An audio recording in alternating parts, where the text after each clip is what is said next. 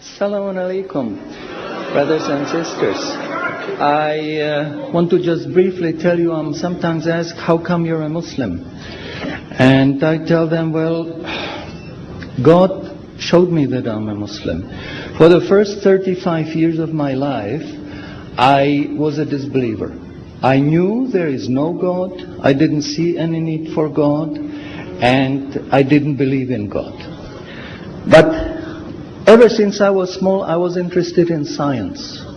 And as my knowledge of science grew, 25 years ago, in basically a flash, I came to the conclusion that the universe is so perfectly made and everything so perfectly matches together that there must be God. So in 1 second, I went from certainty there is no God to certainty there must be God and only one God.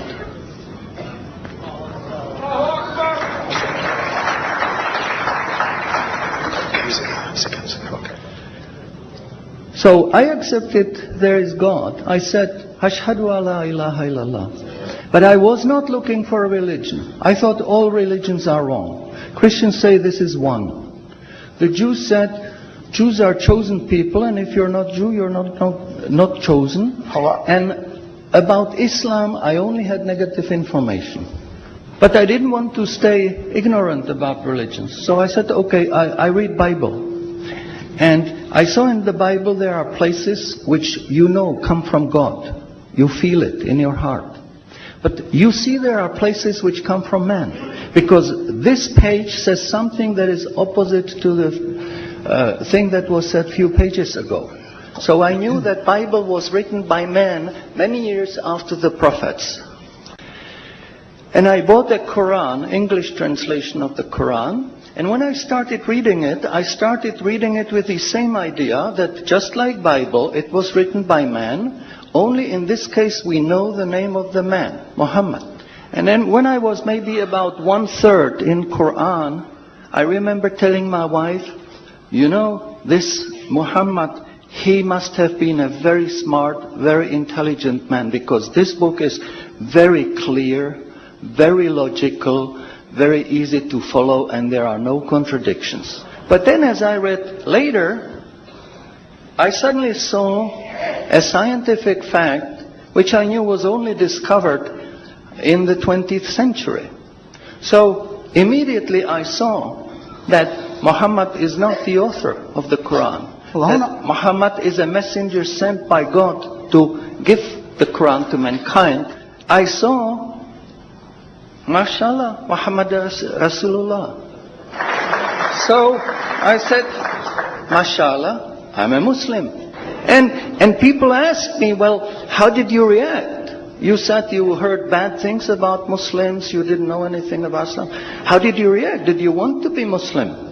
And I said, I had no choice. Because when I was born, I was a baby. I didn't know I'm different from my mother.